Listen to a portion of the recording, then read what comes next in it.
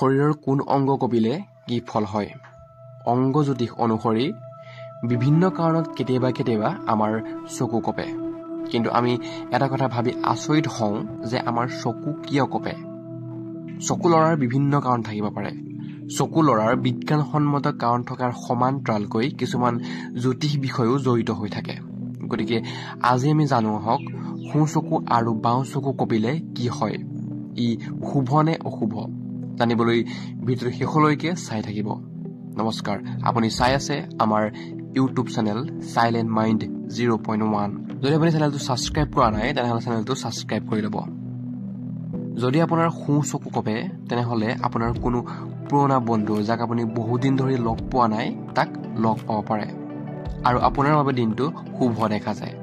যদি আপোনাৰ সোঁ চকুৰ তলভাগ কঁপে তেনেহ'লে ই আপোনাক অলপ অসুবিধা দিব পাৰে। গতিকে আপুনি অলপ সতৰ্ক থাকিব আৰু স্বাস্থ্যৰ প্ৰতি যত্ন ল'ব। যদি আপোনাৰ বাওঁ চকু কঁপে তেনেহ'লে ই আপোনাৰ বাবে অত্যন্ত বেয়া।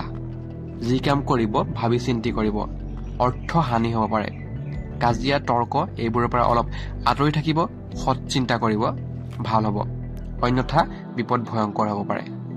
যদি বাওঁ চকুৰ ওপৰ ভাগ কঁপে তেনেহ'লে ভয়ৰ কোনো কাৰণ নাই। টকা পইচাৰ যোগ দেখা যায়, বহুত টকা পইচা আহিব পাৰে। গতিকে কৰ্ম কৰি যাব। আজিৰ আমাৰ এই ভিডিঅ'টো ইমানেই আছিলে। যদি ভিডিঅ'টো ভাল পালে তেনেহ'লে ভিডিঅ'টো এটা লাইক কৰি দিব আৰু লগতে চেনেলটো ছাবস্ক্ৰাইব কৰি ৰাখিব এনে ধৰণৰ ভিডিঅ'সমূহ পাই থাকিবলৈ। ধন্যবাদ।